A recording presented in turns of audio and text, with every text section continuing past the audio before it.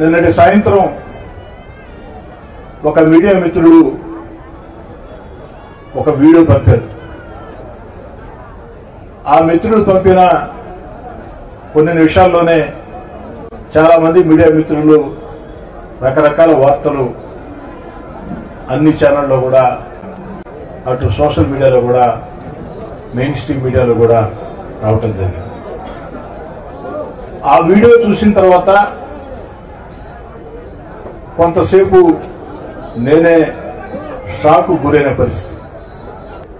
అందులో ఒకరంటారు రూరల్ ఎమ్మెల్యేని చంపేస్తే డబ్బే డబ్బుని, మరొకరంటారు చంపేద్దామని, ఇంకొకరంటారు ఉదయం మాట్లాడుకుందామని.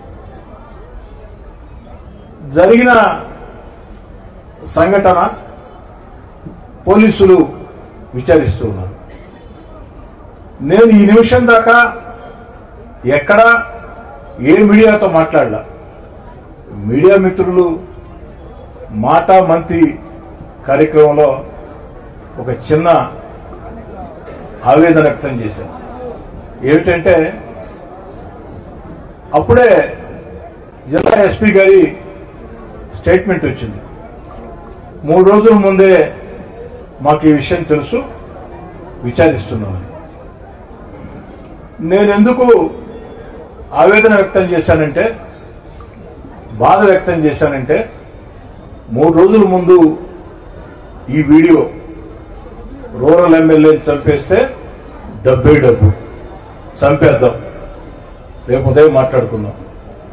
ఈ వీడియో 3 రోజుల ముందే జిల్లా ఎస్పీ గారు నా నోటీసులో ఉందని ప్రకటించారు. కాబట్టి కనీసం నాకు పోలీస్ శాఖ దృష్టికి వచ్చిన వెంటనే ఈ విధంగా వచ్చింది, ఒక వీడియో మా నోటీసులో ఉంది, విచారిస్తున్నాం, మీరు కూడా కాస్త జాగ్రత్తగా ఉండండి, జాగ్రత్త చర్యలు తీసుకోండి అని జిల్లా ఎస్పీ గారు చెప్పి ఉంటే బాగుండేదని జనాంతికంగా మాట్లాడారు.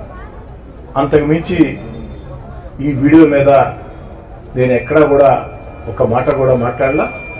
ఇదే నేను మాట్లాడే మాట. ఈ సందర్భంగా ఒక తెలుగుదేశం పార్టీ శాసనసభ్యుడిగా అనేదానికంటే ఒక పౌరుడిగా నేను అడుగుతున్న పోలీస్ శాఖని, రౌడీ షీటర్లు, నేర చరిత్ర కలిగిన వ్యక్తులు మాట్లాడిన వీడియోలో రూరల్ ఎమ్మెల్యేని చంపేస్తే డబ్బే డబ్బు అన్నాడు కదా, ఆ డబ్బు వారికి ఎవరిస్తామని చెప్పారు. ఆ డబ్బు ఎందుకంటే నేను పౌరుడిగా అడగొచ్చు, కానీ ఈ పౌర సమాజం 1కి 3 సార్లు నన్ను ఎమ్మెల్యే చేసింది. కాబట్టి ఓ ఎమ్మెల్యేని హత్య చేయాలంటే డబ్బు వస్తుందంటే ఆ డబ్బు ఎవరిస్తామని చెప్పారు.